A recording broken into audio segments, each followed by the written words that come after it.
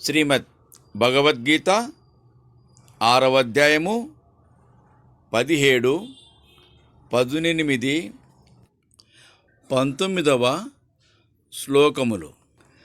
యుక్తాహార విహారస్య యుక్తచేష్టస్య కర్మసు యుక్త స్వప్నావబోధస్య యోగో భవతి దుఃఖః.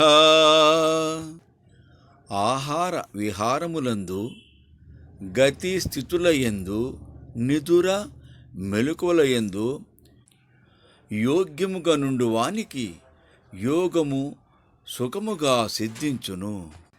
యదా వినియతం చిత్తం ఆత్మన్యేవావతిష్ఠతే నిస్పృహ సర్వకామేభ్యో యుక్త ఇత్యుచ్యతే తదా. చిత్తము అడగి మడగి ఆత్మానుసంధానమున కట్టు కదలినదైనచో అట్టి ఎడ కోరికలనన్నింటినీ త్రోసి రాజని యోగి యోగసిద్ధిని పొందగలుగుచున్నాడు.